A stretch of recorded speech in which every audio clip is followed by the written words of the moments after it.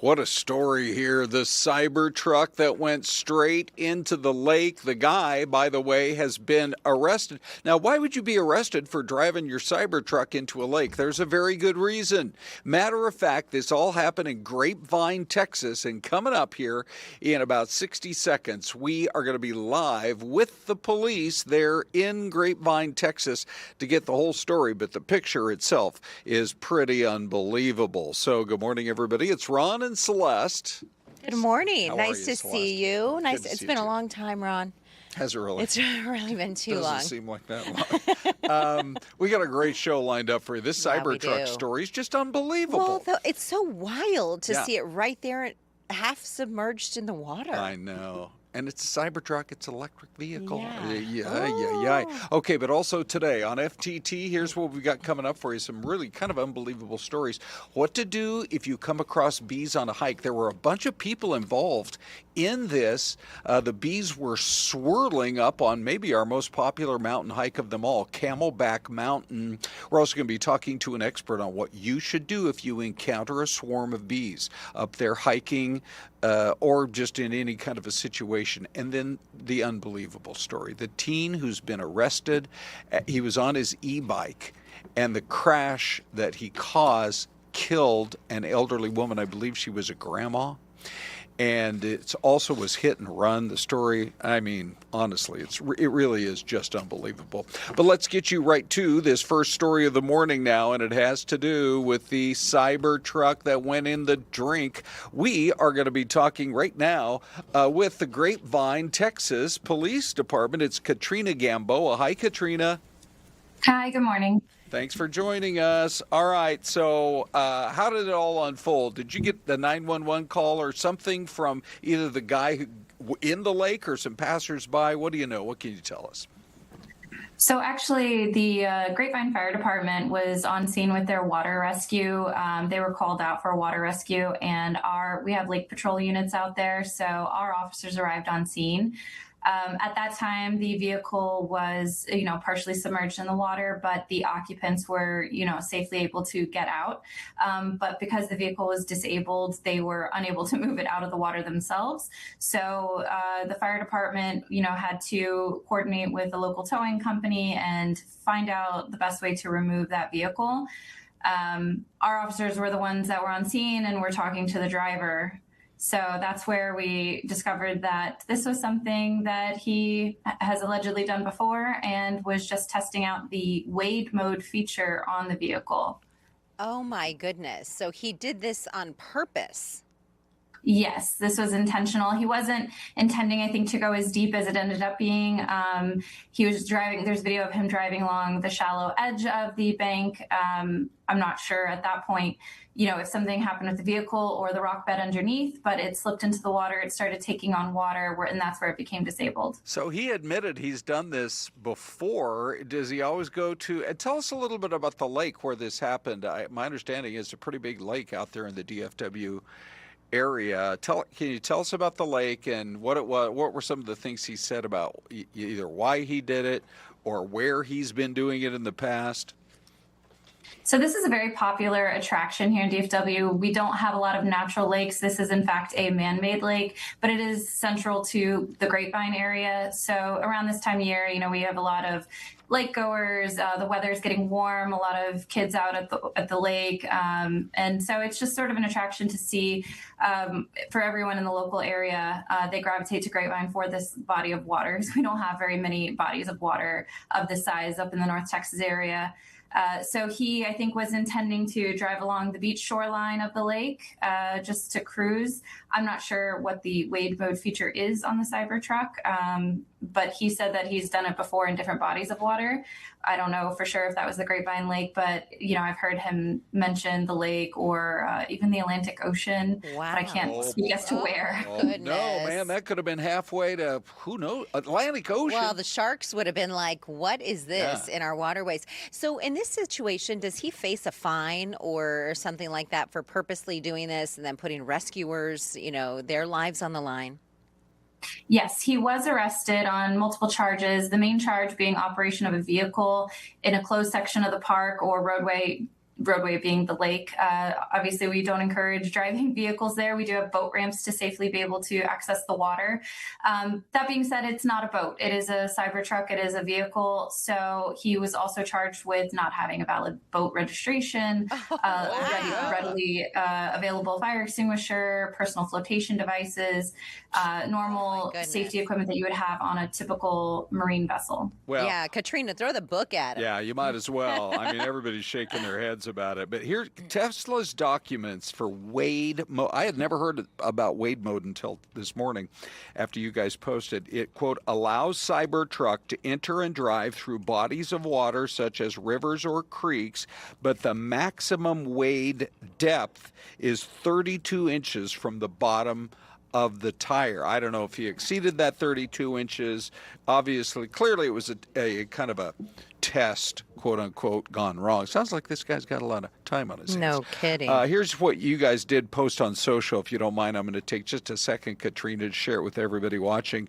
By the way, we are on YouTube, so people are watching around the world. If you have any questions or comments about this, jump right into the chat box. But the post on social said the driver stated he intentionally drove into the lake to use the wade mode feature. The vehicle became disabled and took on water. The driver and passengers abandoned the vehicle, and the Grapevine Fire Department water rescue team assisted in removing it from the lake. Now, this is the first time you've had to deal with him there in terms of Grapevine Police. So if he did it other places, he must have done it somewhere else. That's correct. And I can't, if he did, he didn't get caught, at least not with us. So this is our first incident with him, and we are hoping this isn't an ongoing trend. At the end of the day, this is a safety issue. We have children on these shorelines. We have lake goers coming to enjoy the summer on the lake. And this was also very dangerous for his passengers on board as well. Yeah, no kidding. Wow. All right. Katrina, thank you so much for jumping on with us this morning. When we made the call out, you were like, hey, we'll chat about this. It's such a crazy story. So we really appreciate it. Thank you. Thanks so much for your time. Thank you. Okay. Have a great day. Yeah, I don't know. The other thing about it, Syleste, is I got to believe the warranty is voided. Probably. Right? There goes the warranty, buddy. There are some cars, I know Range Rover and Land Rover, you can drive in a certain amount of water. Yeah. So I wonder if that was the direction that Tesla was going. But this clearly was not what I think the company intended. No, I don't think so. And by the way, I drive an electric car. It's the kind of the low-end model of the Tesla.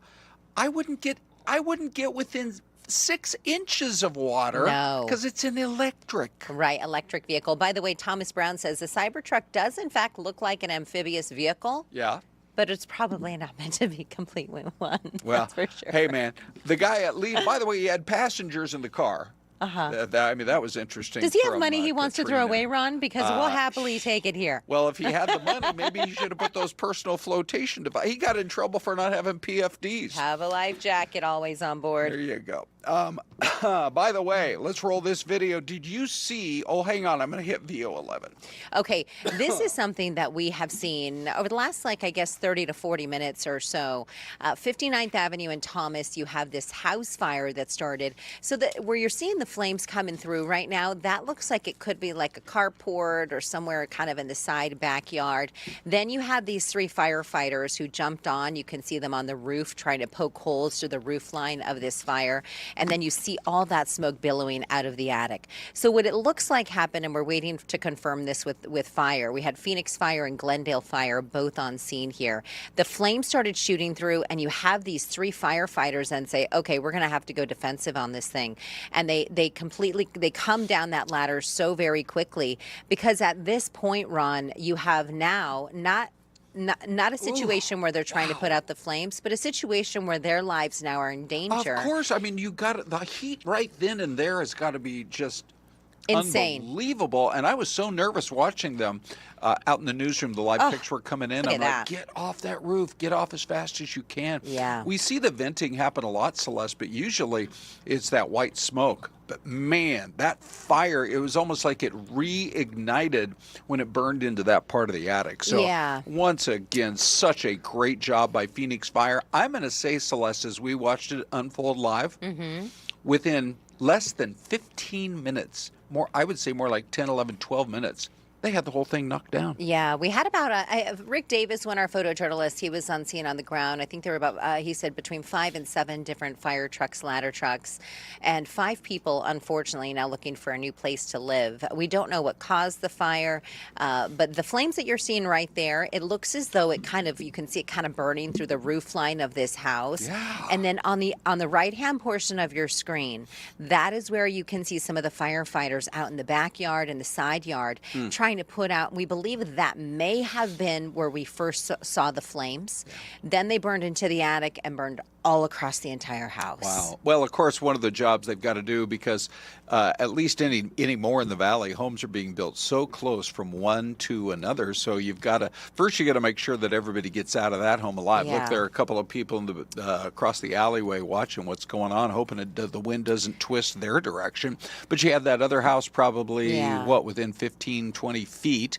So they've got to try to protect the buildings or structures, as they call them, nearby. But man, that thing was burning hot. Well, and what we saw earlier in this firefight was one of the firefighters walked through the front door. So you had at least 3 hoses burning on this house, or burning, or putting out the flames on this house, I meant to say.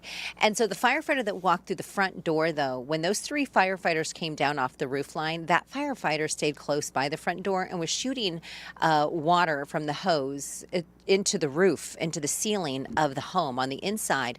And that is where they were really starting to get, I think, the upper hand. So you can imagine how hot it must have been on the roof so close to that fire. But the conditions inside, they're smoky, it's hot, and visibility is so very low. So we're happy everyone made it out okay. Unfortunately, the house is a loss. Yeah.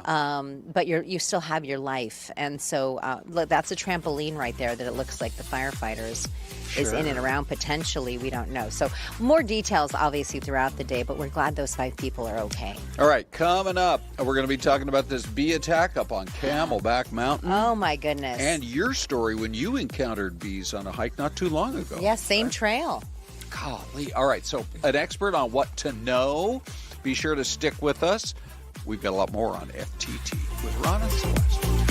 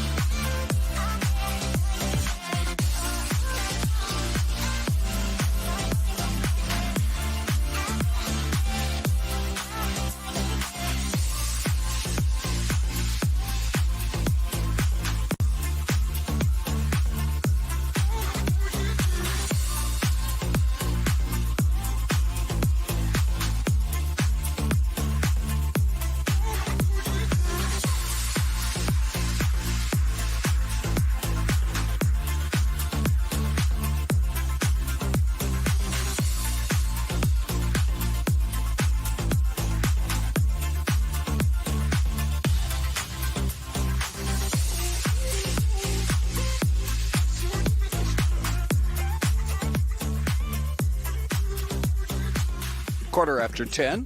Hold your horses, everybody. Coming up at 10:30, you'll get a chance to guess on Yes, you today's will. Mystery Cam. Not too many clues on that one. I mean, it's very Plain City, Ron. Very plain. It could be Plain City. I bet you somewhere. Let me look Is on there my, a Plain City? Hang on. Let me look on my Oh, my Maps goodness. app right now. Is there a Plain City?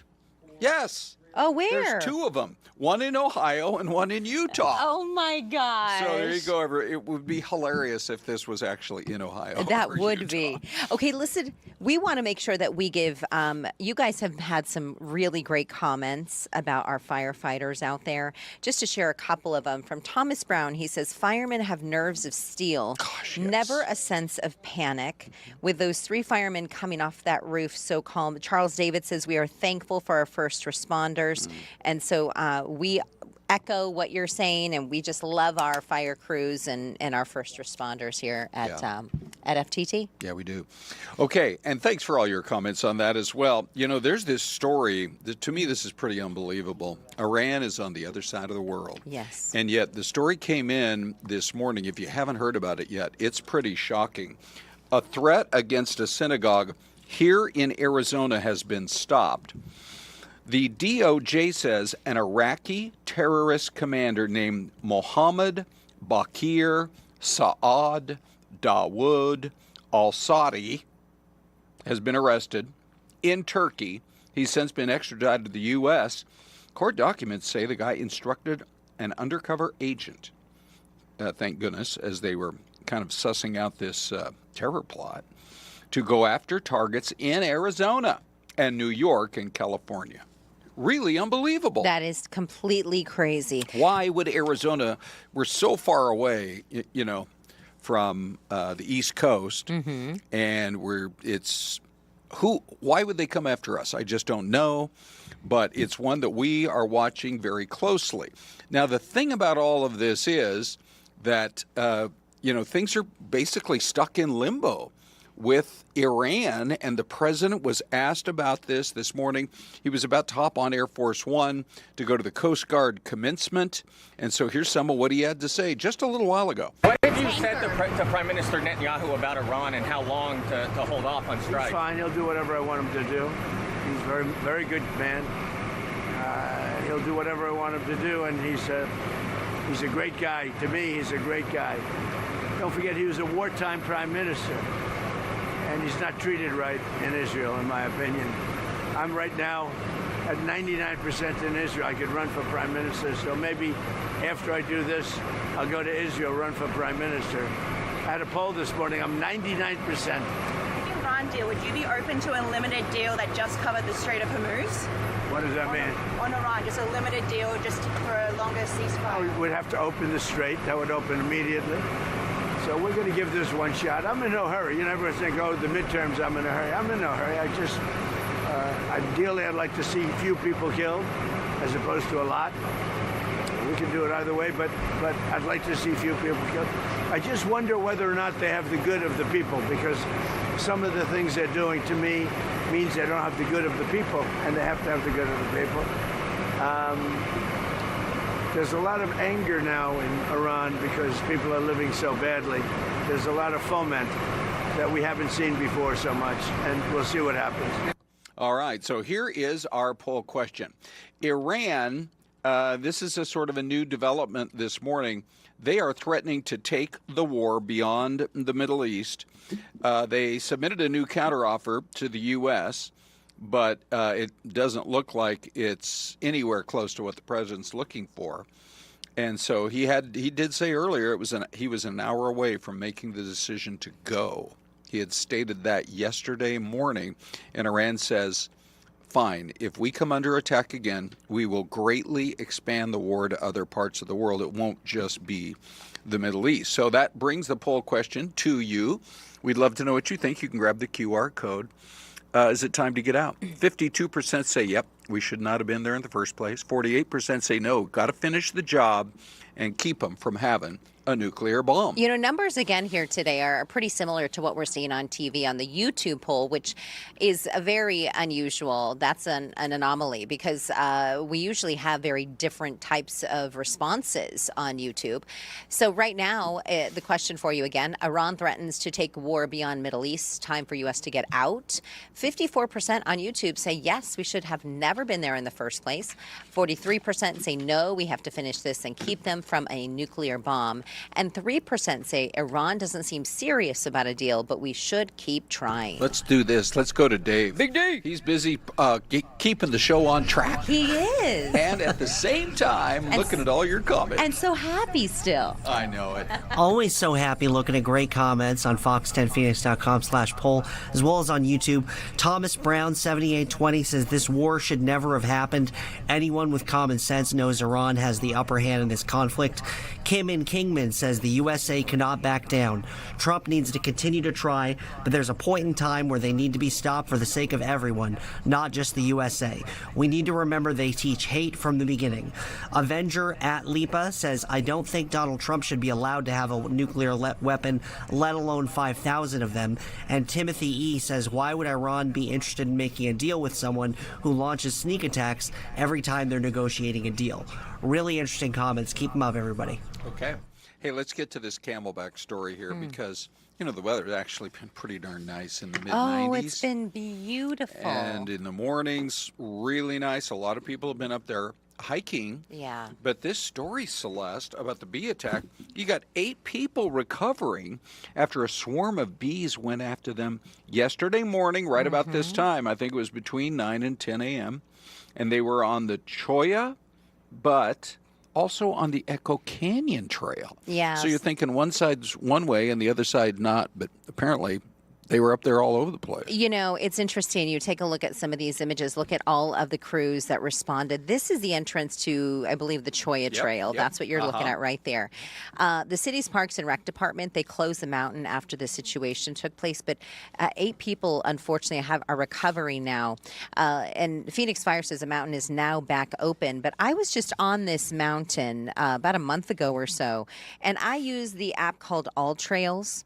And let me give you an idea of what someone on the All Trails app, this is me up there about a month ago. I did make it to the top, but I had to maneuver about 20 bees to make it up there. All the way at the top or halfway? Right here, right where the video you're looking at right here. That's probably about, you're probably about 80% up the mountain, and you're starting to scramble, which is, you know, bouldering, and that's where the bees are. They're in the most dangerous part of this hike. That's where the bees are. And I remember stopping another hiker on the way up and down. There's a lot of people on both Cholla and Echo Canyon. I said, is this normal? Because I hadn't been up Cholla in quite some time. He says, yeah, you just got to keep moving, and then they'll eventually leave you alone. But it was about 5 minutes they were following me, and I really had to move. I was really trying to run down the trail as fast as I could, and I didn't realize. But listen to this. This is on the All Trails app. This is really great resource for a lot of you. It says Thomas St. Ange, he was on the trail. It says 16 hours ago he posted this. It's a great resource because hikers will post their experience on these trails. He says, bees, technical scramble past the helipad. I stopped about 100 meters shy of the summit because I'm not big on scrambling, which is like the bouldering. Some other hikers made the bees very angry on the descent halfway through the scramble. He got stung about 10 times. Wow. He said views are decent for a city hike, though. So this is one of the most popular trails, the Echo Canyon and the Cholla, both at Camelback Mountain. But it's a scary ordeal. And here's another look there at that rescue. And at least 8 people recovering. There were other people that got stung that just didn't receive any help. And I got to say, the thing that maybe surprises me the most, so I had heard the headline, and I thought, because I'm more of a Cholla Trail guy, living from the East Valley. I come up through Scottsdale, and you're more Echo Canyon, I think. Yeah? Well, I'm generally, but I happened to run my daughter to the East Valley, and so the Cholla side was closer, and I thought I'm just going to head up there on a Sunday afternoon. Yeah. Well, so that's the thing that surprised me. Once I found out that it was on both sides of the mountain, I mean, it really tells you there's a problem up there, at least right now, and you really have to be cautious, and you also need to know what to do to deal with bees in a situation like that. And so we thought maybe we could go to the man who knows the answer. Oh, look at you, ready for this. Are you wearing a bee suit this morning? Mike Boyle from Burns Pest Elimination. Mike, looking Yeah, hi, Ron. Hi, Syleste. Yeah, I'm wearing a bee suit. This is everything except the veil, which obviously won't work for TV, but this is what my team uses when we take on a bee problem. Heavy leather gloves, heavy canvas covering, protective hat. And I've got some nice bee friends around me to let everybody know bees are not our enemy. They're the good guys. We like bees over here. You know, the hard thing is I can't wear that when I'm hiking, right? It would be heavy. but let's say you do come across bees. What is the one thing you should do? Is it, if you're being surrounded by them? Well, I would say the first thing to do is preemptive. Number one, take the earbuds out. If there is a swarm of bees nearby, you're going to hear them a long time before you get close enough to be a threat to them. So maybe leave one earbud in, but a swarm of bees or a resting ball of bees makes a ton of noise. It's a very eerie sound. You'll have a lot of warning that bees are nearby. And that will let you know, okay, they're resting here. Let's stay away from these bees. Let's go a different way. So how do they, I don't know if you want to, I'm trying to come up with the right way to phrase this. How do they pick their victim? I mean, Syleste was going up the mountain, but there were other people up there too. How does it seem to happen that they focus on one person? They only go after the most attractive people is what we try to tell all of our customers. That's a problem for Syleste on any mountain. Oh, right. Exactly. So Syleste, you're just going to have to stick to the roads and you'll be fine. What bees are looking for right now, bees are starting new colonies. The new queen kicks out the old queen. She takes half the hive, and they have to find a new place to live. Oh. And when they're out there in the real world, they're extremely vulnerable, and those bees are very nervous. Their number one priority is to protect that queen. So they are very susceptible and very agitated, mostly by noise and bright colors. So they're going to go after anything they get. When they're resting, there's a ball of bees around that queen keeping her safe, and the rest are flying around like a guard protecting her. All right. So they're going to go after whoever's closest, whoever's noisiest. All right, we got a break. Can you hang with us for a couple more minutes? Of course. The question, of course, is what should you do if you are attacked? We'll find out next.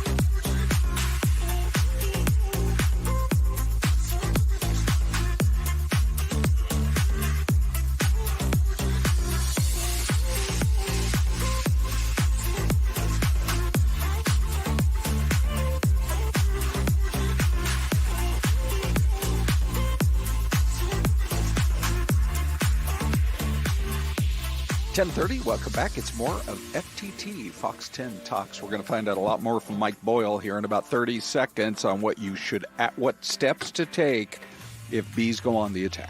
Yes. But first, Celeste, look, it's Mystery Cam guessing time. Yes. So, Linda Monterth, you are right. Brandy, she says this is the mystery camera. So we know we failed to show it to you or make the announcement before the break. So we're going to give you a few minutes here.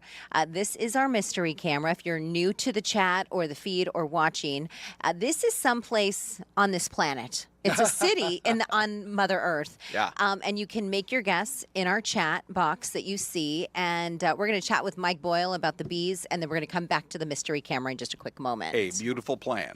All right, Mike, so what do? Let's say you're halfway up the mountain, all of a sudden you realize they're coming after you. And you're in a little bit of a tenuous situation, not like you're in your backyard and you go jump in the pool. Yeah. You're on a trail there. So, Yeah. I mean, do you try to run? Do you, curl up into a ball position? Do you swat at them? What's your number one best option? The number one, don't swat. Worst thing you can do. That's just going to agitate them even more. I've been married for 35 years, and I still can't get my wife to stop doing that when she sees a bee within 30 feet of her. Number two, bees are really slow flyers, and it's difficult on a mountain. But the best thing you could possibly do if you find yourself getting attacked by bees, if you can maintain a slight jog, if it's safe, just start jogging away in a straight line if possible. Just put distance between you and the bees. Once you get 30, 40, 50 feet away, they're going to start leaving you alone because you're no longer a threat to that queen. Remember, that's all they care about is protecting mama. Interesting. Let me ask you this, because we were kind of surprised by this, what you mentioned about the new queen and the old queen. Is that every spring that it happens? In Arizona, every spring and fall. So what happens is, right now, times are perfect for bees to be successful. The weather's perfect. There's lots of flowers in bloom. So they say, hey, let's make some more bees. So they hatch a new queen. And for whatever reason, she is really jealous and angry. And in a very Game of Thrones situation, she kicks out the old queen and says, get out of here, Cersei. We don't need you. So old Queen Cersei's got to take half of those loyal subjects and leave the hive and find a new place to live. Wow. So that might be why, Ron, we saw them on both the Cholla and the Echo. Maybe they're most likely, yeah. Possibly two queens. Yeah, so maybe there's two queens, two hives potentially. I think the Game of Thrones reference is 100% spot on, Mike. Thank you. I worked on that all morning. So how do people find you if they're looking for info? They might need you here this fall or right now, this spring. Number one, remember, look at what I'm wearing. This is what my people wear to protect themselves from bees. Do not approach them. Don't try to do it yourself. Call an expert. If you want to reach out to us, you can, or a beekeeper to hopefully relocate them. www.burnspestelimination.com. All right. Mike Boyle with Burns Pest Elimination. Thank you so much for your time this morning, friend. We appreciate you. You're welcome, folks. See ya. Yeah. All right, on to this next story, Celeste. Do we want to do the mystery camera first real quick? I'm in such a hurry. I don't even know why. But yeah, let's do it, Celeste. We're running from bees this morning, Ronald. Okay, let's go ahead and go over some of your answers. Guesses, we should say. So we've got Texarkana from Burger Boy. Yeah. Brandy the Bookworm, it's so glad to have you back here in the chat. And we're glad you're feeling better. Welcome, Brandy.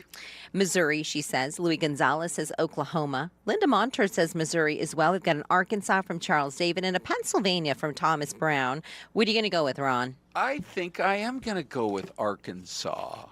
I don't know why, but it doesn't. By the way, these poor folks who want to make a left-hand turn up there at that stoplight, I've been watching this for the last 15 minutes. I'm like, come on, you traffic engineering department, that light's got to be longer. You better put that podcast on because you're going to be waiting a while.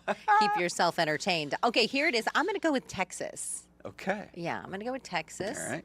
Here we is got Texas and Arkansas or what? Here we go. Tyler, Texas. Oh, Celeste, nice work. Yeah, so the Texarkana Burger Boy, I thought you said never go with you on a mystery camera, but here you got a twofer. Pretty close. Yes, well done, everyone. Texarkana right over there, not too far from Tyler, Texas. Okay, so now we're going to get on to this mystery. A body found in a hot tub in one of the most upscale neighborhoods, Celeste, anywhere here in the valley. Let's take you there and see if we can kind of sort out what we've learned. You know, these properties that are right up against the mountain preserves, I mean, that is high dollar stuff. And here's what we have learned so far. There was a luxury home up around Piestewa. Emergency crews were called out last night. You can still see the sort of the glow of dusk. So it sounds like it may have happened around just before then, like maybe around 6, 7 p.m. at around Piestewa and Lincoln Drive. The victim was not conscious and not breathing. And first responders were not able to resuscitate him. The question is, what happened? Well, and I was also thinking, who called 911? Yeah. The man was found in his hot tub. It is heartbreaking. It says the victim has not been identified. Of course, there's an investigation ongoing. This is a really unique part of town. It's right off the 51.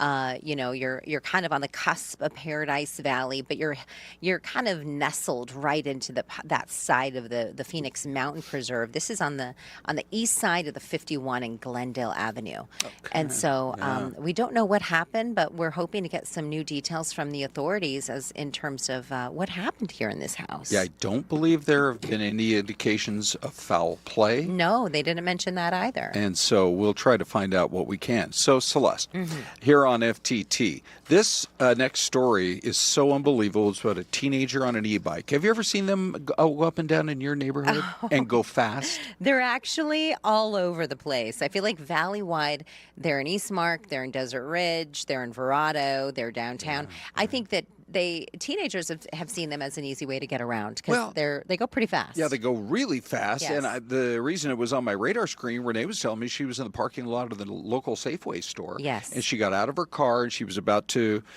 you're squeezing between two cars to get out to where you can walk. And there was a kid that came by just very fast, right on his e-bike. She's like, 2 more seconds and he would have hit me. Well, and sometimes they're not wearing helmets, and I just want to, stop. Well, here's what happened. We'll tell you about it, and then we're also going to tell you kind of what the rules are when it comes to this type of thing.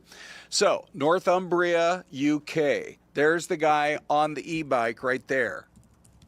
And here's what we have learned so far. Police released the video showing the moments before and then after the fatal collision. This poor lady, 86-year-old grandma Gloria Stevenson, stepped onto a crosswalk, was walking her daughter's dog, and the police released the video along with a press release. It shows 18-year-old Billy Stocco driving dangerously in that area before hitting her. And if you can believe it, Celeste, he was on his phone.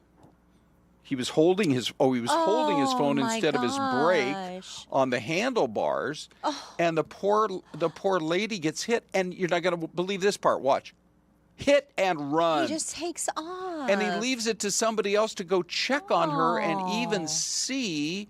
And that now, look, he's like cycles back. It looks like he's talking to her. But then he takes off again, and he actually decides to try to hide the bike. Oh, no. And so he was arrested and charged with a bunch of different offenses, including causing Gloria Stevenson's death. The e-bike was recovered. He pled guilty to causing death by dangerous driving, admitted to doing it while over the specified speed limit for that area. And he killed this lady, and it's a hit and run, and he gets 6 years. Oh my gosh, the image. 6 years. Oh, I think this is the body camera footage of him, and he's like, oh my gosh, what did I do? Look at the look on his face. He's really in anguish. But it's like, you really got to watch where you're going. Sure. Oh, no. The image of that woman going down was just awful. So awful. I mean, yeah, it all happened in an instant, and there's her picture, this sweet grandma. The family's just, they're so heartbroken. And one of them spoke before the judge and said, looking at the defendant, I will hate you until the day I die. Oh, Lil Philosophy brings up a good point. He said, I'm surprised they haven't required insurance for the e-bikes. And you make a really good point. I feel like, I don't know, maybe it's time to require some sort of something. Yeah. Like so that you maybe read through like a few laws. Here's what we did. We put Abby on this case today. We had her do the research, and here's what we have found out. Phoenix rules. State law is fairly permissive, but the city enforces strict local ordinance. You have to be at least 16 to be on an e-bike Yes. in the city of Phoenix. Can't be on a sidewalk, unlike standard bicycles. E-bikes are prohibited from that. You have the same rights, but the same responsibilities as a driver of a vehicle, meaning you have to stop at red lights, you've got to yield to pedestrians, and you got to ride with the flow of traffic. So that's Phoenix. And then we looked into several other cities, and they are somewhat similar. But Class 1 and Class 2 generally allowed on paved multi-use paths like along canals. Class 3 bikes are restricted from those paths unless they are right next to a highway, meaning we're elevating, just in terms of sort of the power.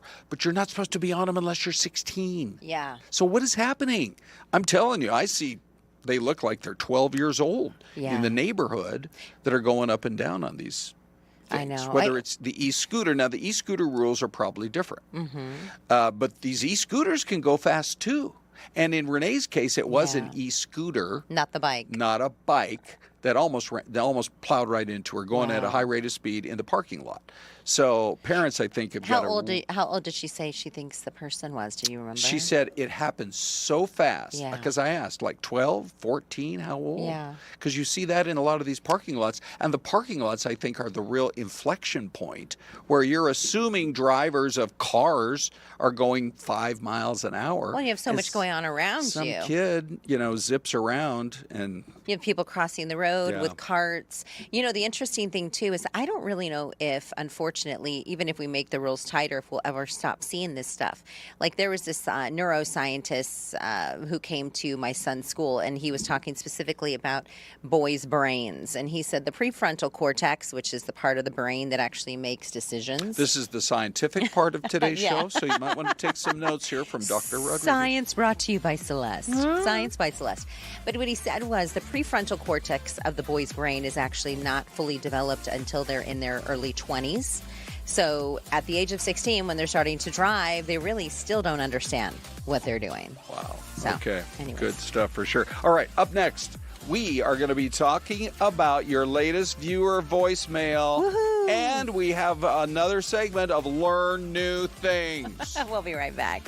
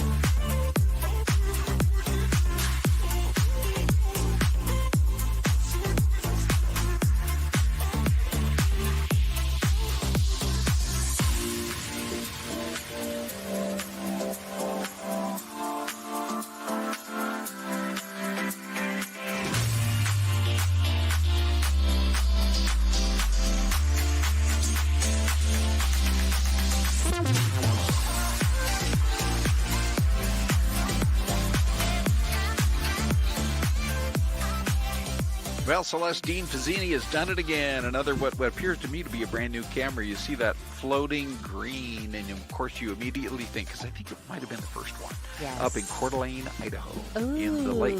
this is the golf hole, right? But Or this golf is course? not that. Mostly okay. because there would be much more mountainous around there. Yeah. And then, of course, we've got the floating green out at the TPC in Scottsdale. So anyway, it's somewhere else. And thank you, Dino, for that shot as well. So we have... I want to make a quick, share a quick comment. Is that okay, Ron? Of course. This eZippy Pro has a great comment on the e-bikes. Okay. Says, as an e-bike rider and YouTuber, it sucks to see people getting hit by inexperienced riders. Always keep your hands on the brakes. Yeah. And then someone says, make them a little bit more expensive. But they say, they're already pricey. Yeah. They're already around $4,300 Are you for some of these kidding? bikes. I think you can find them a lot cheaper than that. Wow. But if you're going to get one of those really nice ones, I think like eZippy Pro says, they're already pretty pricey for some of them. When I was a teenager, Yes. the kind of bike that everyone wanted to get was a Schwinn. Uh-huh. A Schwinn. Schwinn. Does this Well, relate to you? they still have them at Target, I think. But they're Okay. the like 10 speeds or Sure. And they were $99. Yeah, it was a long time ago. All right, Those Celeste, days are long we're gone. connecting finally with folks now with our viewer voicemail. Yes. We were just about ready to give up on it because we put it up there and nobody wanted to talk. But now everybody wants to talk. Now it's the hottest thing on the show. Seriously, the Pandora's box is open. Okay. Wait, Dave, what? What's so funny? It is hot. Right? I am so excited that people are calling 602-262-0428 with all their thoughts, with all their questions.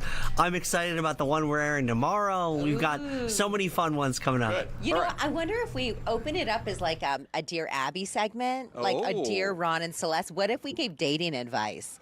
What if that would sure. really be interesting? Right. Like what to do in this situation, Ron? Okay, let me just see. Do we have I mean, that, Ron's been married for quite some time. Right? You have a lot of wisdom to share. Oh, so much wisdom in this cranium of mine. 602-262-0428. Here is today's viewer voicemail.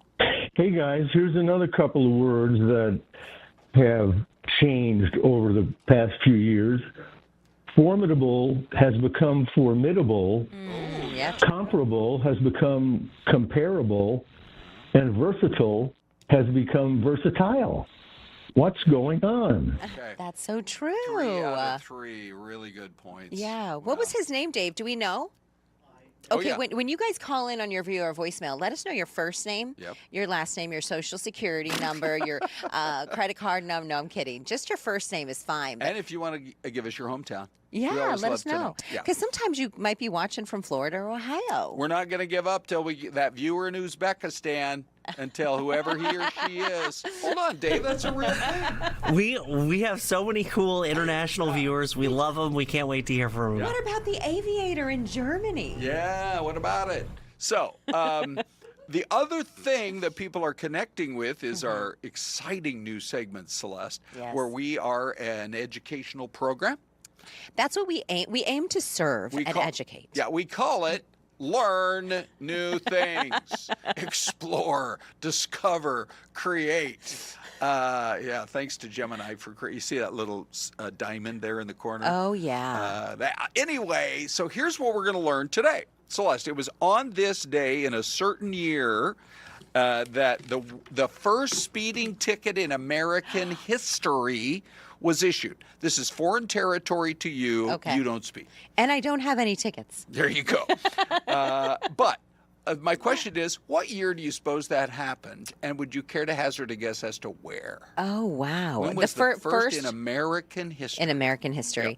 I'm going to go, it was like 1932. Okay, 1932. Just a guess. Because when was the Ford... the Model T? The Model T. Oh, they were cranking those out. 1920s? No, well, they were really big then, but I think they started cranking them out in about the 1905s, maybe 1910s. All right, so I'm going to go 1930. All right, hold on one second. We have a live presser coming in from the Department of Corrections. Let's go there. Yeah, on this execution. After my remarks, you'll hear from Arizona Attorney General Chris Mays. She will not be taking any questions here in this room. However, you may reach out to her media team with any follow-up questions that you may have. Following Attorney General Mays, you will hear from media witnesses who will share their observations and answer any questions that you may have. I will now provide remarks on behalf of ADCRR. Today, by order of the Arizona Supreme Court, the state of Arizona carried out the death sentence of Leroy McGill by means of lethal injection at the Arizona State Prison Complex here in Florence.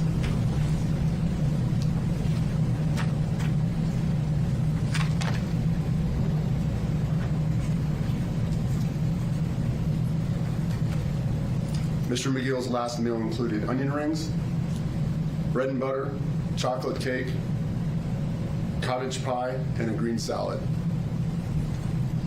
Mr. McGill elected to have a spiritual advisor in the room with him during this process.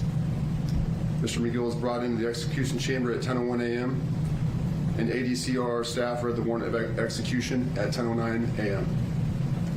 Shortly thereafter, Mr. McGill gave his last statement, which I'll read momentarily. The IV procedure began at 10:05 a.m. and was complete at 10:08 a.m. The drug protocol began at 10:11 a.m.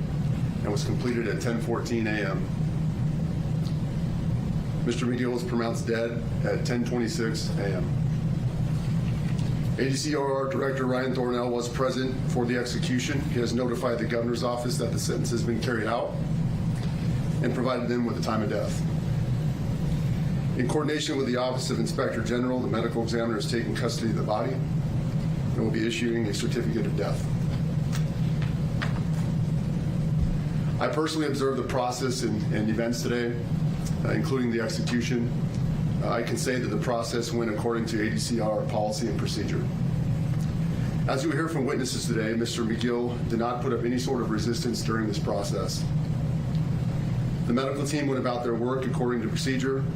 During the administration of the drug protocol, Mr. McGill took a few deep, heavy breaths, followed by a short snoring sound.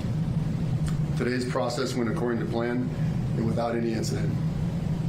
When asked if he would like to provide any last words, Mr. McGill proceeded to say, I just want to thank everyone for being out of the Department of Corrections, coming in from the State Prison Complex in Florence. Yeah, we are carrying that for you on our YouTube channel as well. We have another channel set up, and you can watch that in its entirety if you would like. Yeah, and of course we'll have updates on Fox 10 News at noon and later in the day, but we do have the death penalty in Arizona, and we do use it. Not very often, but every so often.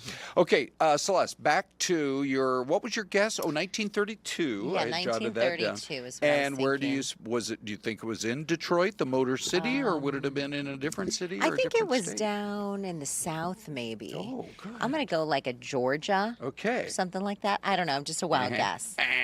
New York City. But this New York City. This is the part Remember that the Pace Picante commercial? Really? They had speeders? You won't believe this. The time frame on this, Celeste. Ready? 1899. Wow. On this day, the first speeding ticket. And by the way, this was the car. I love this. It was called the Electrobat. Oh, interesting. The Electrobat. So And it was. that, So it was by the way, that's not the guy, but that's that is an Electrobat. So it was there was no horse. This is not a horse buggy or anything like that. No, yeah, this is an actual car. This is, type. is this the? But it's not like a Model T. Was this the first vehicle ever created? Yeah, it was. So here's the story. Okay. The guy that got arrested is, I got his name, Jacob German. And he did, What a great obviously, name. this was his moment in history because he was driving the automobile. Here's the thing, Celeste. The speed limit in New York City at the time was 8. It's still actually that's how fast you'll go on the streets of New York is 8. Yeah. And so how fast do you think he was going? Because the police officer was really upset. I'm going to go 10. He was doing 12. Wow. And the officer was so upset about it, he actually arrested him and put him in jail. No way. Can you believe it? You know, you can run faster than that. You can run faster than 12 miles an hour. How do you know that? Because this is really a great question. You're not going to believe this. This is back in the old days when I was in junior high track. Yeah. Our track coach was challenging me and this other guy. He's like, "You guys couldn't even run 20 miles an hour." And we said, "Oh, yeah, we could." He said, "Okay, I'll tell you what. I'm going to go get my car in the parking lot. I'm going to race you in the parking lot of our junior high in Wenatchee." Oh, my God. And we were going as fast. I believe we clocked it at about 18 miles an hour when you Okay. run as fast as you can. Well, it's interesting you mentioned that because my daughter was at a workout the other day. She's 19. Okay. And she said, I just got my baseline numbers and I ran 18 miles an hour. Oh, and so wow, she's, yeah, wow, so she was okay. running the same. So, So it is. you guys you're in good shape. It's universal. Yes. I still can't believe that track coach did it. I'm in 7th grade. What do I know? I'm like, all right, I guess all track coaches race their track team. Come on, boys. In their car in the parking lot. That is so he spent some time in jail. Yeah, I don't know how long, but Was there a ticket price or anything like that, or no? No. In fact, they can't find any paperwork. The actual documented paper ticket is Yeah. 1904 in Dayton, Ohio. How crazy. And so, anyway, it's that moment in American history that up until today you may not have ever known about. The guy's name was Jacob German. Wow. So I still think that is like one of the best names, Jacob German. Jacob German. You think he was German? Oh, he better be. Well, because, would people in New York say, hey, have you ever met Jacob German, the Irishman? I mean, it wouldn't make sense, right? Well, because, back then, and maybe for a lot of you, your ancestors, when they immigrated here from Europe, they actually changed their names on in the paperwork, on the immigration paperwork, because maybe they came from Germany and they didn't want people in America to be, they were associated with the country. Maybe they were from France and didn't want them to, and they're like, I'll fool them all. I'll call myself German. Yeah. Who knows? Who knows? All right, so let me see can we squeeze this in real quick. They've put a $10,000 reward out for this scofflaw. I just can hardly believe the guy who threw a keg, maybe loaded with beer, into a bakery. Here's the guy. Ready? Get ready. What is he even thinking? Watch this now. That has to be empty. This is really rather unbelievable. He doesn't look that strong. Here he comes. Somehow he's upset with this bakery. 1, 2, and he's about to. Oh my goodness. So the video said it just happened a couple of days ago, and so the reality show DC Cupcakes is owned by the people there at that bakery, which is pretty famous. They're putting the video out. They want to capture the guy. If you know who he is, call the police. Oh my gosh, what a jerk. Unbelievable. Thank you all for watching, and thanks for your viewer voicemails. Ron and I love hearing them. We'll be right back with Anita and Ty.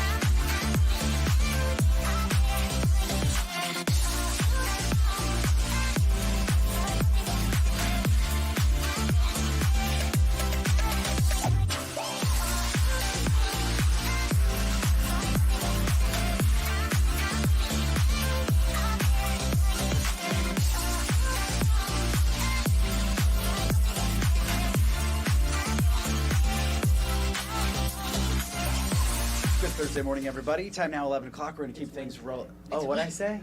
He said Thursday. Oh, we wish. We wish.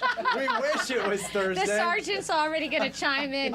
He already has stuff to say, even though we haven't even introduced you yet. I apologize. So let's do that. Okay, let's start over. Ready? Okay. Oh, wait, where's your mic? Dave, you All right. failed us. We're going to start over. Here we go. Wait, not yet. Not yet. We have to wait. 1. Good Wednesday morning. That's insane. Okay, 3, 2. I'm glad. Friday, doesn't it? Or a Monday. Yeah. Oh my gosh. All right, we have Sergeant Kameron Lee joining us here this morning on this Wednesday morning because we had you on not too long ago. We were talking about distracted driving, which unfortunately you said you guys see this day in, day out that this is causing accidents out there. People are getting killed, hurt badly because of distracted driving on those roadways. Yeah, I don't think it takes us telling you that people are driving with their phones in their hand or looking at other things. We all see it right on our commutes into the valley and out of the valley. Last week we had a fatal crash down in Tucson, and as part of that fatal crash we had additional troopers that were out there helping with that. And the problem was so bad with people driving by and videoing this fatal crash that these troopers started stopping them and wrote 67 people for distracted driving while filming this crash as they're driving.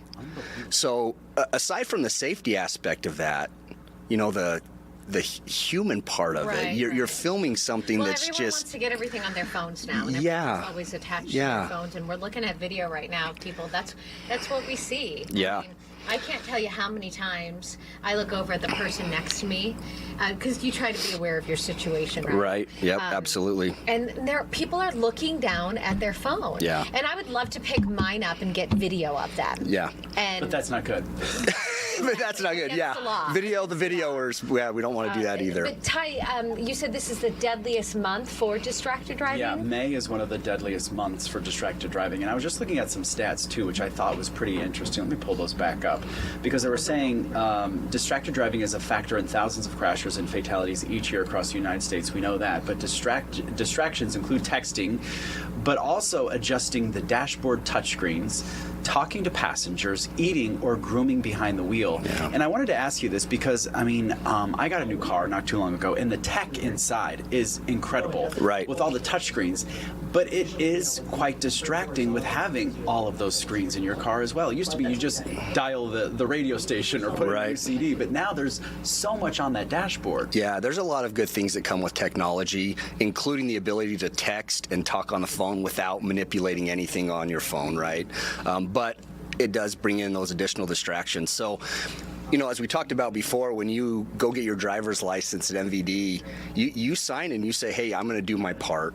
And so you have to realize, hey, I can only do so much, and that just needs to be focusing on the roadway and not everything else. When the troopers are out there patrolling and we're talking about distracted driving, I guess, what do they look for other than someone looking down at their phone? I was just going to ask that same question. But you know, what are they looking for? What are the signs that someone is distracted out on the roadway? That's a great question. I think we've probably all been behind a vehicle that's maybe swerving in their lane. Distracted driving appears a lot like impaired driving. So those are the things that we're looking for. People driving under the speed limit or over the speed limit, crossing the line. Those are the indicators to us that either they're impaired or they're distracted. And so that's what's really going to get your attention, or our attention to you. So do you have to physically see someone manipulating their phone in order to pull them over and issue a ticket, or can you suspect, as you mentioned, if they're kind of swerving in those lanes and it looks like they're not maintaining the lane very well, is that suspicion enough to pull them over and then see what's going on? So if they're crossing over the line, then that is a violation of traffic law. So we'll stop them for that. We may find the underlying cause is they're distracted by their cell phone. But if we see them with their cell phone, we can stop them just for that.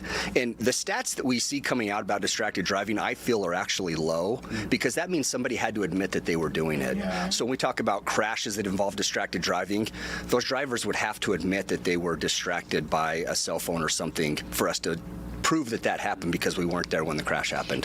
Arizona statewide, the hands-free driving law, which is just what we're talking about, was signed by Governor Doug Ducey back in April 22nd, 2019, and then you guys were able to officially start ticketing January 1st of 2021. Right. So we're into 5.5 years later into it.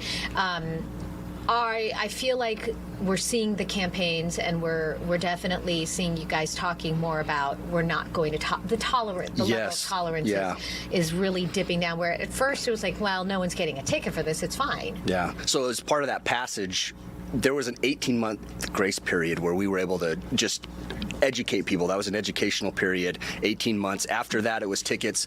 But we're still finding that there are so many people that are violating this law. So the Highway Patrol Division of DPS has started an Arrive Alive campaign, and they are conducting very strict enforcement details across the valley.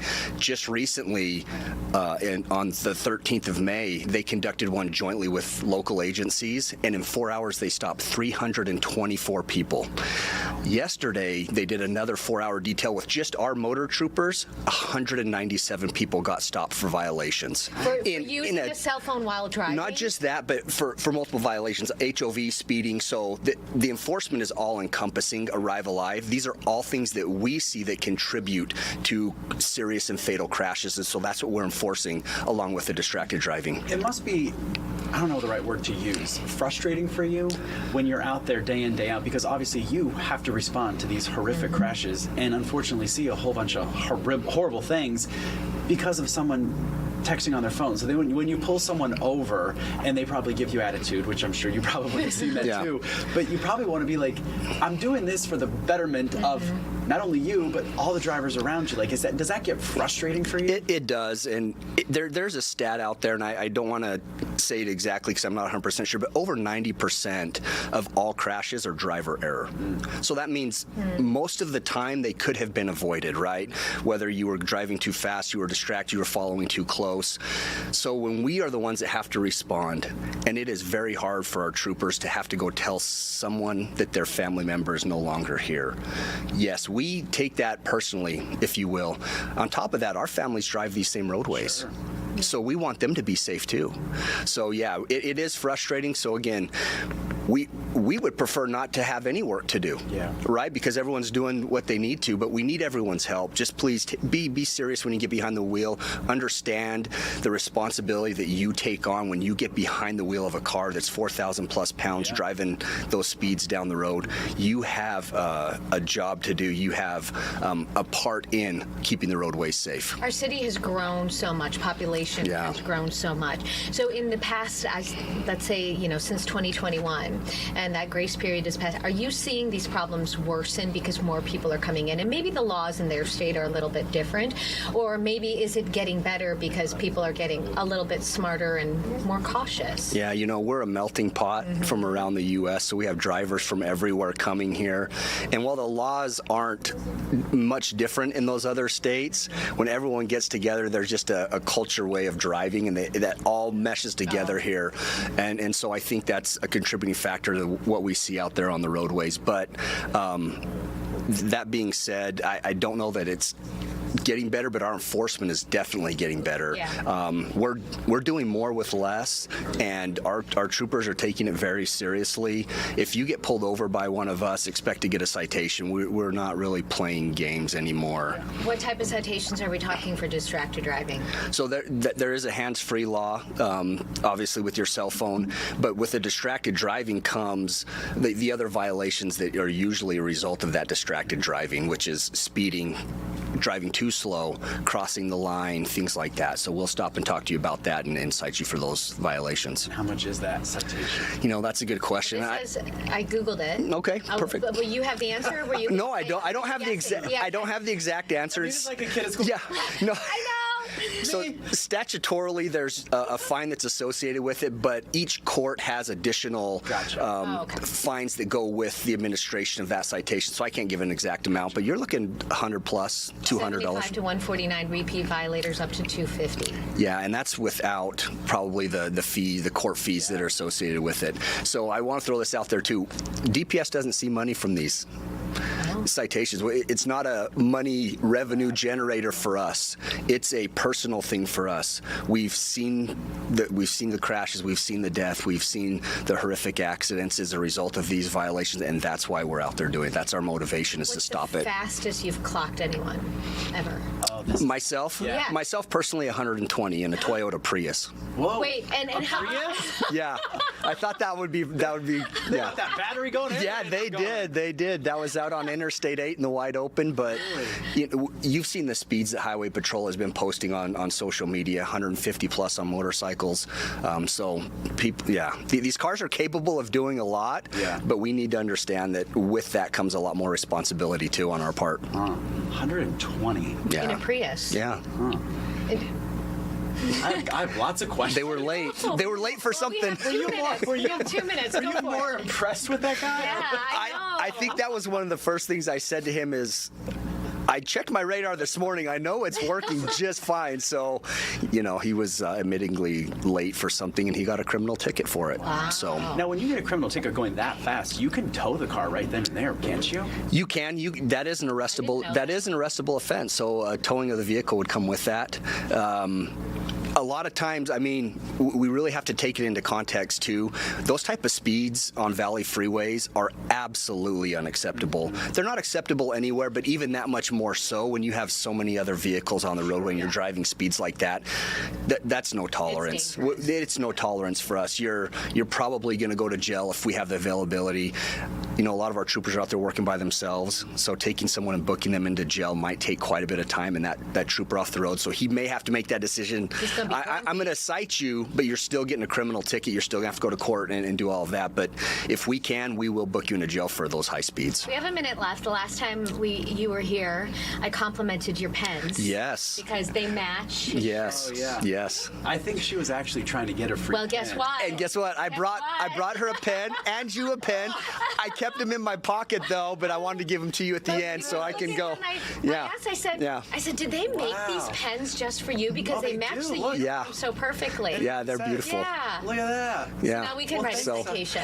There you go. Or just, flash that if you get pulled over. Oh. No, I'm just kidding. Don't do that. Don't do that. You heard it here first. Excuse me, let me see if I can find my license. Hold on a second.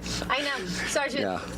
Why are you sniffing yours? Yeah. I'm just kind of like showing it. But thank you for helping us spread the message. thank you. We appreciate that because we need this partnership to help us get this message far and wide. We'll have you on soon for the next campaign. Okay, sounds good. Thank you. Appreciate it.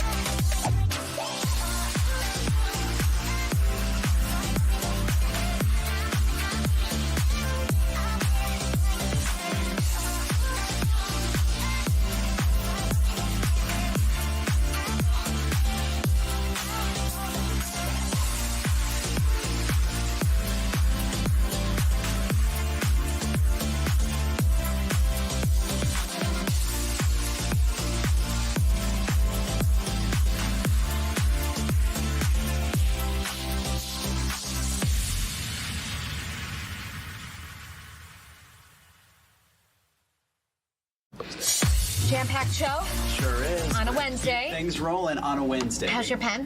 Oh, yeah. Good. It's a good one, right, We you were- guys? we were testing our- That's some really interesting information. 120 miles per hour in a Prius. Don't do that. Okay. All right, we're going to move along, you guys. 2 new guests to talk to you here this morning. We have Hi. Michael and we have Maddie Porter. You guys are with Unbound Academy. Let's start with you, Michael. Just give us kind of a brief rundown of what is Unbound. Yeah, so Unbound Academy is a brand new charter school that opened this year in Arizona, tuition free for students 4th grade to 8th grade. What's unique about us is we use an AI-powered academic curriculum in the morning so we can focus on life skills and workplace readiness skills in the afternoon. So what does that mean, AI-powered curriculum? Yeah, so what we do is we make a more efficient school day. So students, for example, like Maddie, only take 4 subjects a day, only 25 to 30 minutes apiece because we've gotten rid of all the other fluff in the school day. Some of the attendance, behavioral pieces, Maddie gets an experience that's 100% tailored to her by our teachers using AI in the background to use her proficiency scores, use her student data to figure out what are the next lessons for her. Maddie's nodding her head and smiling, so you must like this? Yes. Tell us a little bit about why. How is this different than, like a public school that you would head to? Usually when you have learning gaps, instead of having to follow the traditional school's curriculum, let's say like I'm behind in algebra, it would put me in algebra and I would have to work on that until I fill that gap, and then I can go up into the next category. I would never fill that gap. I No, was I would be not stuck good at there algebra. I want forever. you to know that. So it Good really for you. so it really does kind of tailor it for each individual student. So if, let's say, that's why she's doing a little bit more algebra than other subjects, because that's where she needs the extra help. Am I correct in is that the way I'm understanding it? Yeah, and it goes the opposite way too. Maddie recognized some knowledge gaps, but we also go the opposite way, that if you're accelerated in some subjects, we're going to give you a more advanced curriculum. Instead of just giving you more work, right? Mm-hmm. We're going to give you more advanced curriculum, maybe even the next grade level, because that's what's appropriate for you. Well, and you enjoy it. You know it, you like it, you're excelling in it. Well, it's at your level. Yeah, who knows where it's going to lead. So you have some really neat initiatives for the kids and programs. Yeah, one of the neatest things is we're committed to 3 things. Number 1, that our students grow twice as much. Number 2, they learn life skills. But number 3, we want them to love school. And that's a big undertaking. So to do that, we have to find ways to motivate them. And Maddie's been one of the students who's taken advantage of that love school aspect and some of the motivational model. What was one of your most recent orders? A desk. A desk. You wanted a desk? Yes, I wanted a desk, and I ordered a desk off of our classing points. So how does that? Yeah. So walk us through how these points work, because I was reading this a little bit as well. So you get points how? Usually you can get points for a lot of things. Like, let's say you can get points just from finishing your work. You can get points from just being productive. You can get points from being on camera. You can get points from finishing clubs. You can get points from a lot of things. So it's almost like a paycheck. Mm-hmm. So you're learning, you're going through the educational process, but you're also going through a real life process. So I think one example you provided is an 8th grader saving $150 for a $150 collector Lego set to flip as part of a business he launched through school. And so he's already generating $10K. So explain that for us. Yeah, so the whole concept is some of the underlying themes that we want by AI making a more efficient school day. How are we going to fill the rest? And that's with financial literacy ideas like budgeting, delayed gratification, setting a target. This student that you mentioned with the Legos already came to us with a business idea in mind. So this is a student who took advantage of the system, got his work done, earned more points, bought all these other materials that he was able to invest into his own professional small business. Wow. And as an 8th grader is leaving the school year having made $13,000. Wow. That's unbelievable. It's boggling my mind. A little side hustle. Yeah. I need to learn from him. Michael, I wanted to ask you though. You kind of mentioned it, and Maddie talked about like some kids are going higher in some places, and some are still struggling but getting more work done. Is it hard for the teachers to kind of balance different students that are kind of all over the place when it comes to learning? Because it's not a normal lesson plan. It's not normal, and the answer is yes. It would be impossible for a teacher to do that. That's why our AI system does it for our teachers to make more efficient. So our teachers can actually focus on getting to know the students. I know we haven't mentioned yet. Maddie's a state champion wrestler. Oh wow! And our teachers can get to know her. They can get to know her experience, and they get to know what she's really passionate about. Versus spending time. Okay, where are you in the curriculum? Let's assign this. We have AI do that. AI takes those steps. So the teacher's not sitting down doing a regular lesson plan, which doesn't necessarily mean she's not teaching, but she might get prompts from AI. If she says Maddie likes to do this, she excels at this, and AI will say this is what what Maddie's curriculum is for the semester? Is that how it works? A little bit like that, and it's a little bit more adaptive because what it does do, it adjusts every night. So, if Maddie tanks lessons today, she might get reassigned those skills tomorrow. But if she does great today, she'll see new set of standards tomorrow. And with Maddie being a wrestler, does this kind of free up your day a little bit if you have to go to wrestler in the Olympics? Hopefully. Wow, Good look for at you you, go. How'd you Maddie. get started in that? My friend actually took me to a practice, and I just got hooked on it, and I wanted to keep going. That's incredible. So what I've learned about Maddie in the last 24 hours is, she's one of our most recent 8th grade promoters. She just promoted last night going into high school. And so even though she's in 8th grade, she's already wrestling at the high school level and making a lot of boys cry. I was going to say, can you put Ty in a headlock, please, or at least teach me how to do it? No, Maddie, Sometimes please don't. it gets a little bit out of hand. Yappy. Commercial break, she's all over. Right? Michael, Stick give around. us more information if folks wanted to see if this might be a good for. My God, I can't talk. A good fit for their A good child? fit for their child. Thank you. Yeah, the beauty of it is the AI helps us find the fit for everybody, whether your kid's advanced or below. We don't care. We just want to find the right fit. So anybody who's interested would just go to unbound.school. Cool. That simple. Unbound.school connects you with myself and our administration team, and we'll answer questions from there. Very cool. It's a whole new world, isn't it, It guys? really is. Thank you. It's neat that Good there luck. are different options for every different kind of learning, ability and structure. Very Correct. cool. Well, thanks, you guys. It was nice to meet you. Good job. One more guest, jam-packed show. It really Here is, we you go. guys. We have Craig Levy. He is holding for us on Zoom this morning. Craig, good morning. Morning. How are you? We're doing good. How are you guys doing? Or you? Doing fantastic. Thank you. So, Craig, walk us through what you do, because you have made a very good platform, a well-known platform on TikTok. I was just looking, 575,000 followers on TikTok. What are you TikToking about? So I'm the employment lawyer on TikTok, and I try to post once a day, and really I'm just giving employees tips on, things they can look out for in the workplace. So because I'm a litigator and I'm speaking with people on a daily basis, I'm constantly hearing new things, and really it's discussing everything from terminations, layoffs, 3 tips you want to may look out for if your supervisor is after you, what happens if you get a severance agreement, things like that. Just trying to generate awareness to help people who may not be looking out for that in their day-to-day work life. So the video that we're playing right now says 3 things that employees should not do. What are those 3 things? Well, I post daily, so I don't know that particular one. That could be anything from if a company is trying to get you to resign, ultimately it's your decision, right? A company can fire you, but they can't force you to resign. So you may want to think about that before, giving in to the resignation. Or it could be anything from, your final paycheck. Sometimes companies will hold your final paycheck hostage and employees won't pursue that. Well, it might make sense for you to speak with an employment law attorney in your state to figure out the rules because, you're entitled to wages that are due and owing. So I talk about that kind of stuff every day. Craig, what do you think it is about this type of information that you're putting out that people are, I guess, embracing and following you? Because I feel like everybody's got questions when it comes to, is this legal in the workplace? Should I be raising red flags? What is my, I guess, rights as an employee, I guess? Right. So, everybody either works or they have loved ones that work or their friends work. So they're kind of exposed to the workplace. And not everyone has access to an attorney for a variety of reasons. And I think I'm sort of raising awareness on certain things. So I'm not giving legal advice. I'm just providing general tips of kind of things that I see on a day-to-day basis. And I've been practicing law for 15 years, and I speak to people all the time about these problems. So they're constantly coming up in my day-to-day. And I think for a lot of my viewers, they resonate with it. They dealt with these issues themselves, and it's helpful for them to get a little more information because in many instances they feel like the company has all the power and they really, don't have any. What are some of the top issues that people want to hear about or have questions about? Something I'm sure that they're responding to your TikTok videos, asking for more information, more questions. What are you seeing a lot of? Yeah, people, in terms of views, right, I can judge it based on views. My posts where I discuss HR those tend to do very well. People want to know how to deal with HR. What should they look out for if they're emailing with HR?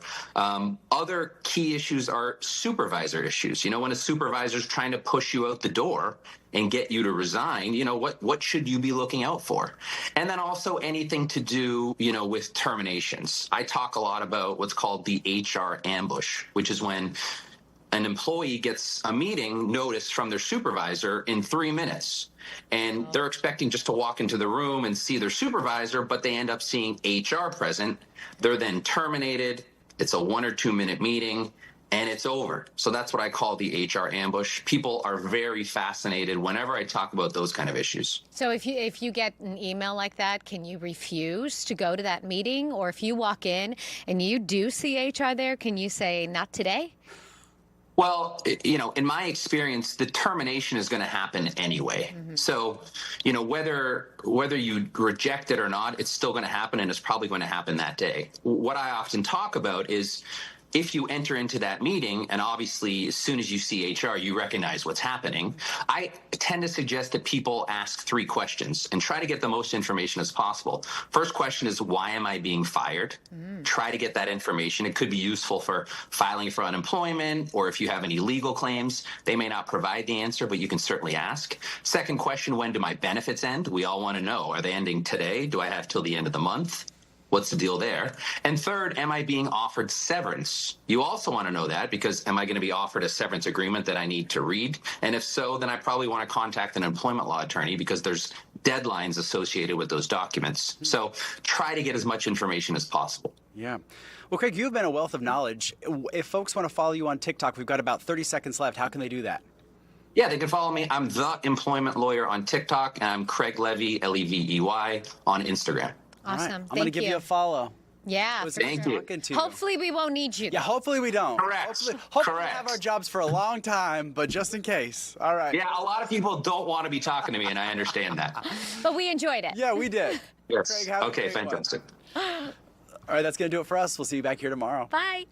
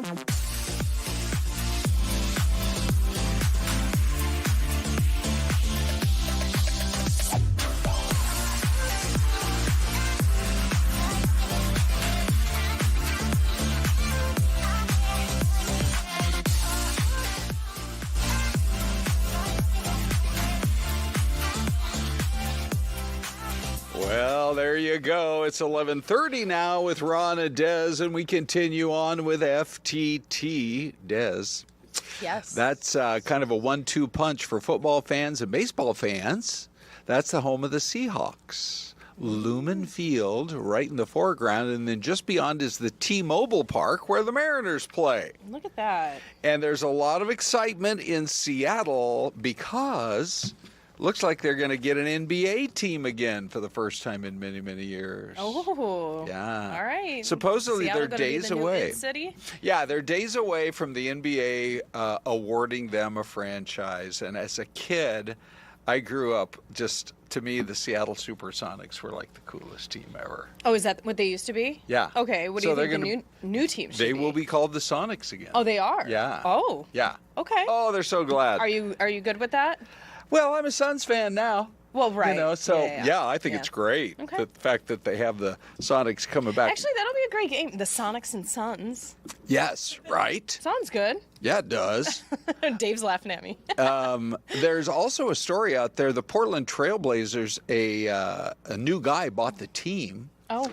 And he says, I think he's from somewhere else, but he's like, I bought the Portland Trailblazers to keep them in Portland. Because anytime a new owner comes in, which is what happened in Seattle, the guy who bought the Sonics was from Oklahoma City. Oh, And people so is that were like, how OKC came about? That's exactly how it came about. Wow. And people were like, well, okay, so you sure you're going to keep them in Seattle? Oh, yeah. Well, within a couple of years, off they went to Oklahoma. But here's the funny thing. They've been so good ever since they went to OKC. The Sonics were good sometimes and sometimes not so much. So why are they always winning? I don't know. I was just thinking when you said that, I'd like to be able to buy a professional sports Sure. team. All it takes is $4 billion. Yeah. I know. What's that? Yeah. Right? All right. Let's talk a little bit about our big stories of the morning. Man, the firefight that Phoenix Fire had on its hands this morning. It's right out there at about 59th Avenue in Thomas.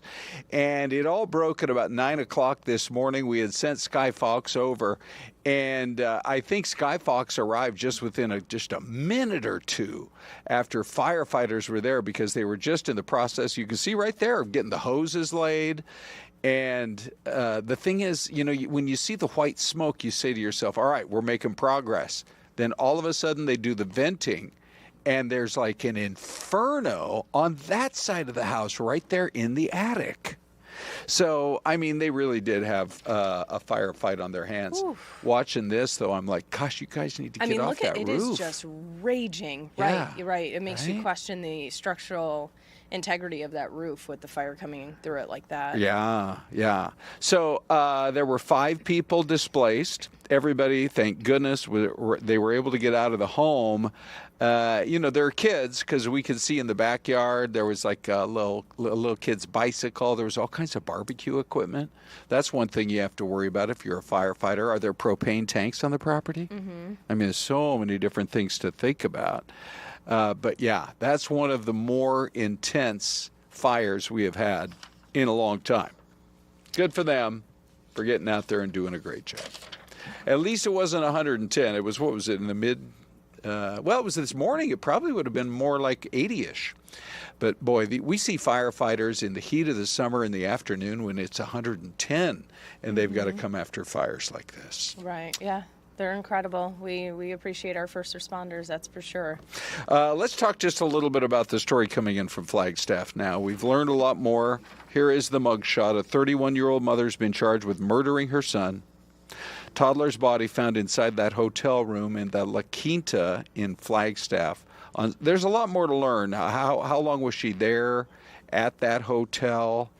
But she now apparently has admitted to police that she threw her little boy, her little month and a half or year and a half little boy, into his crib out of frustration in April, and then hid his body for 2 weeks afterwards.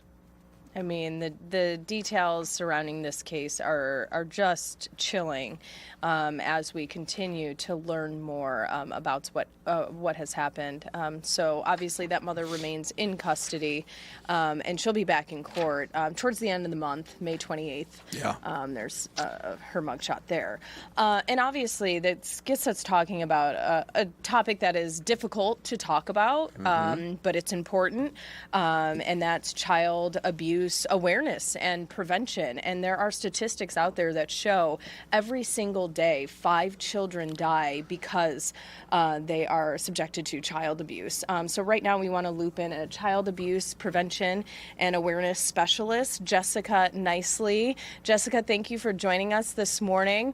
This work is embedded in everything that you do. You were the founder of the Winged Hope Family Advocacy Foundation, the author of All My Friends Are Zeros, and you go around and you speak all throughout the Valley. So when it comes to this topic, what is the most important thing that you like to share with folks?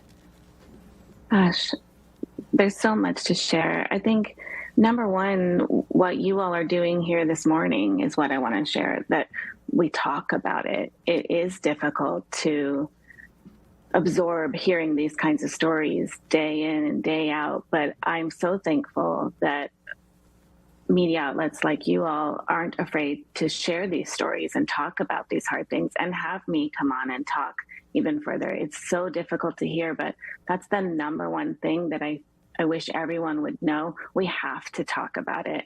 And you don't have to be like me and share your story all over the state of Arizona for your entire adult life, but tell someone. I want to normalize telling someone when you're a survivor of some kind of childhood trauma. And what are some of those warning signs of child abuse? And, you know, as you mentioned, you were a victim yourself. You've shared your story very openly, which is courageous. Thank you. Yeah, there's several different signs for, depending on if it's sexual abuse, if it's emotional abuse, if it's physical abuse. I would say one of the number one things is just looking for change.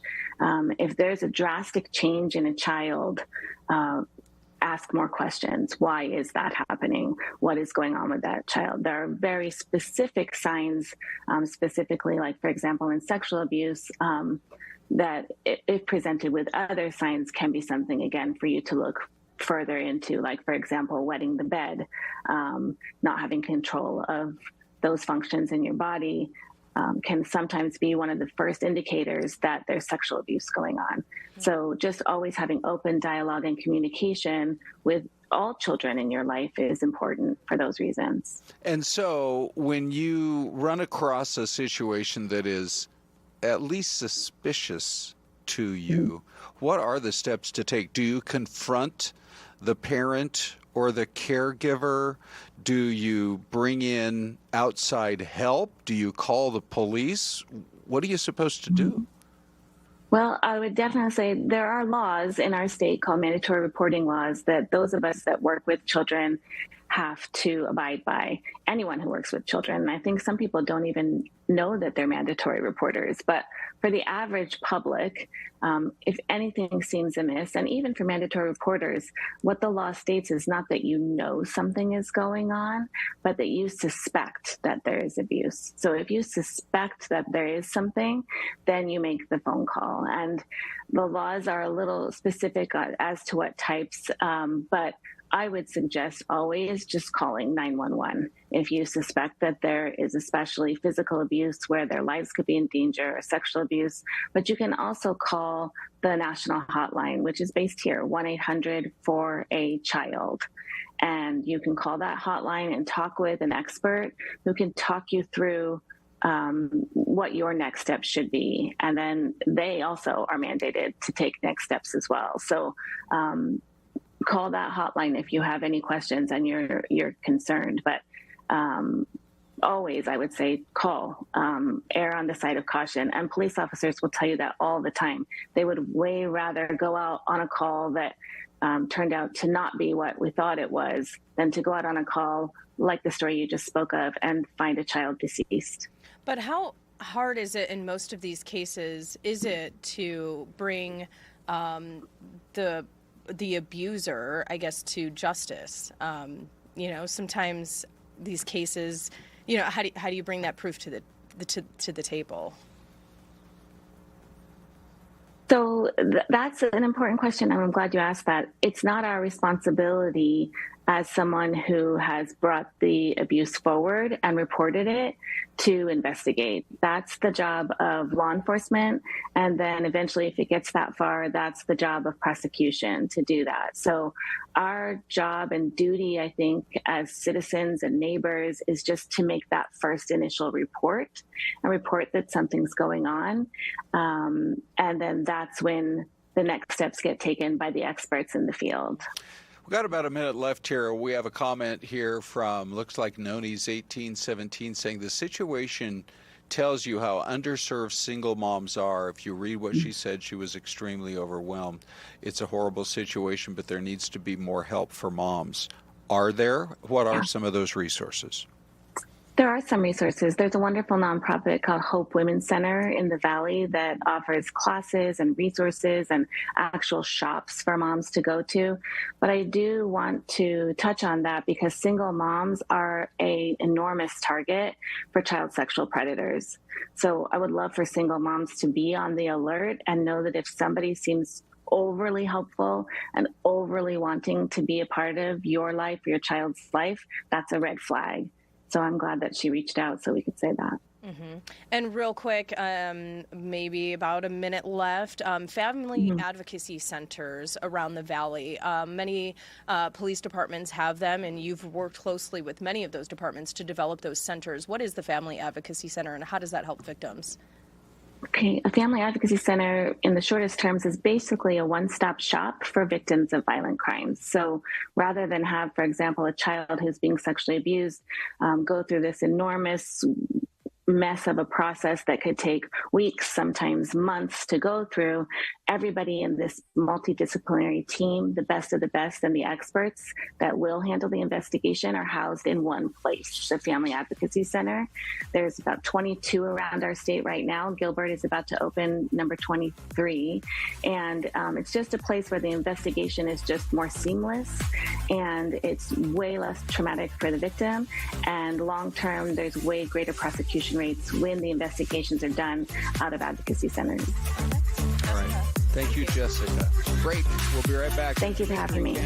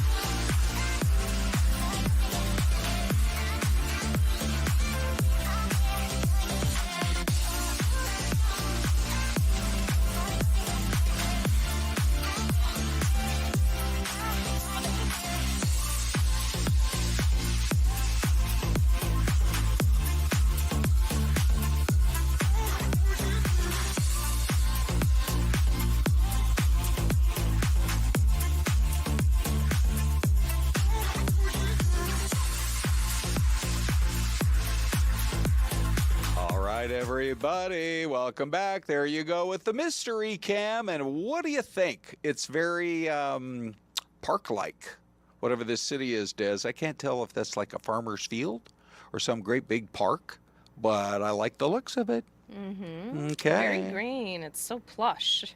Plush. That's the word I was looking for. Yeah? It is plush. It is. Yeah. All right. So, hey, thanks for your guesses, everybody. Look at this. We have a Maryland, a Missouri, and an Iowa. That's from Linda and Brandon and Lil Philosophy. Those are good guesses. They all are really good guesses. Although Chris jumps in with a guess and says maybe Billings, Montana. Very specific. Okay. Yeah. Oh, Billings. I think Billings is a really pretty town. They've got this kind of rim. I think maybe they even call it Rimrock Drive or something like that. That's up above the city. It's out there in eastern Montana. And I was surprised when I drove through, but they have all these oil refineries. It's like a big city. A lot going on there. Are you thinking it's Montana? I don't think so, though. Okay. Although here's Louie saying Montana, Same. too. Yeah. It's a little too kind of wide open spaces. I don't know. So. I'm like in Iowa. Okay. With All right. little philosophy. I'm going to go Linda and go Missouri. Is it an Iowa? Is it a Montana? Is it a Missouri? Ladies and gentlemen, here she is. It is Lebanon, Missouri. Oh, look at that. Okay. Linda, you and me were winners. Great job. Very Look at nice. that. I don't know what the giveaway was. Maybe Linda has a map in her brain just like I do. Maybe. I wonder, have you been to all 50 states, Linda? Maybe she has. You know, Maybe the guys funny can go thing. together on the next trip. The funny thing I tell people, by the way, Missouri is the state I have decided to go to this year. Oh, Because I pick a state every year and I take a whole week and I just drive around What are and you try hoping the. to explore? Well, I want to see the Ozarks, you know, the whole area around Branson. I drove through Kansas City once, but they say they have the best barbecue in the country. Want to go check out Kansas City. And then St. Louis is like a major American city. Okay. So, yeah. All right. Can't wait to hear all about that. Oh, I'll be reporting in all week, that's for sure. Des, this is really interesting. We have a professional matchmaker who is one of our frequent and favorite guests. There she is with that. Oh, the feeling is mutual, for sure. Okay, so it's Cat Cantrill. Cat, you just recently went to something I had not even heard about before. What is it? The Global Institute of Love or For Love or what is it? Very, very close. It is the Global Love Institute. Yes. I just got back from their yearly conference. All right. So what do you learn when you go there? I mean, are we this is, you know, I wonder from year to year, what are kind of the new things they discuss? I guess maybe new trends in dating. What did you pick up from your time there? Yeah, it was it's a 2-day conference in which love professionals from all over the world come together. So there was over 160 of us and top leading therapists, behavioral experts, people that are in the dating app spaces come and present to us so that we have an opportunity to learn from the best of the best. And we talk about current dating trends. And one of the aha moments that I had is we had a speaker by the name of Dr. Amir Levine. And Dr. Amir Levine is, if you've ever heard about attachment styles, he's the one who took it from the clinical space into mainstream from his book Attached. And he's doing a lot of research when it comes to building secure love. And one of the stats that he shared with us is that 60 to 70% of people have already either known the person, either a colleague or someone that you've known in your life. 60 to 70% of successful long-term relationships started platonically. And that is amazing. I mean, we always talk about people of how we really want a slow burn in a relationship. It should not be fireworks right away. It should not be instant chemistry. It should be something that grows over time. And so it was even more proof for us to that we are basically what we are teaching to people that are in the current space is to give people the benefit of the doubt and to always lean in and go on that second date. Okay. Wow. Okay. So I don't know that I'm all too surprised by that. Yeah. Because it seems to make sense, right? If you were already kind of knew that person or knew of them, there's a little bit of comfort there. Right, sure. I could see that building like a good foundation for success. And did you guys also talk about, what else was surprising or like really stood out to you most?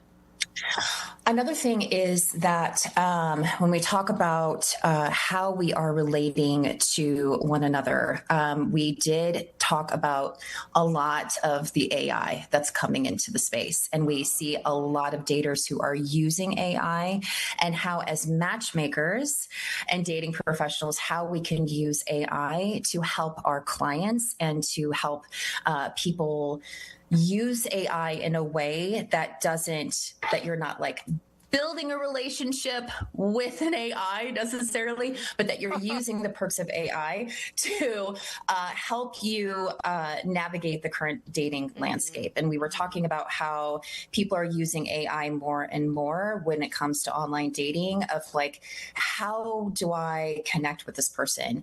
By looking at their profile, what do I need to do to order to get their attention and to get this conversation going? And so we are learning that more and more people are using AI, so much so that Bumble, I don't know if you know Bumble, but it's a dating app. Bumble had just released that they're going to stop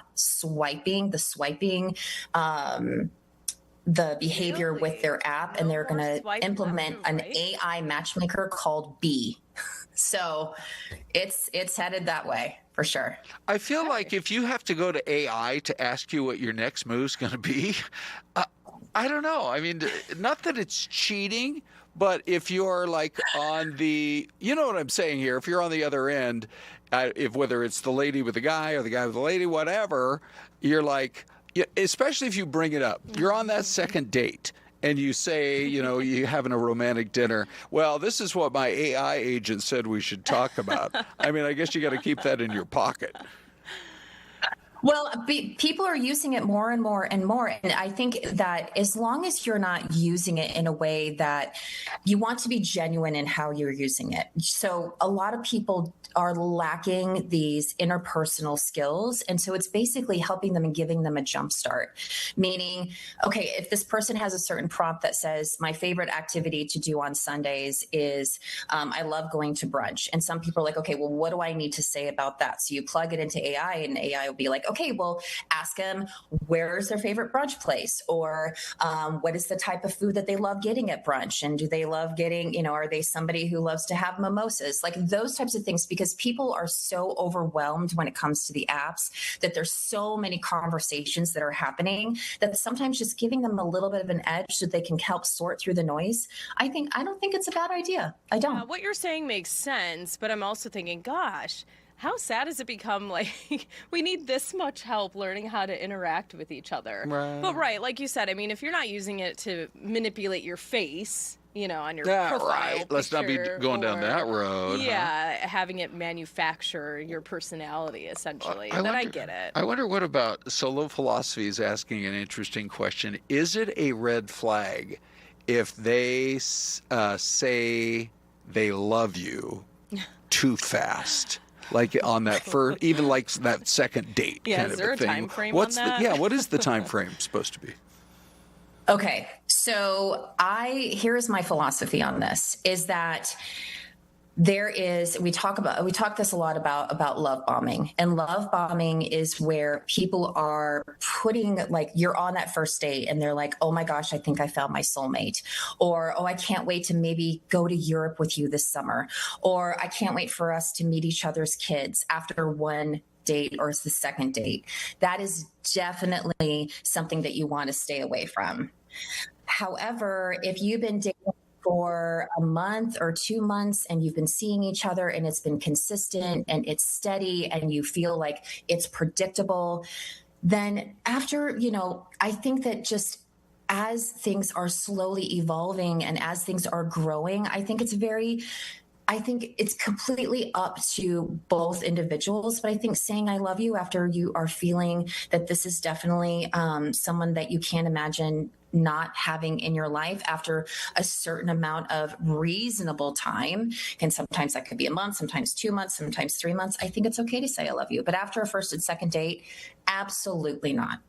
Run, please. So did you guys at this institute talk about the common mistakes that people are still making the most? Like, what is the number one thing where folks just continue to keep getting it wrong?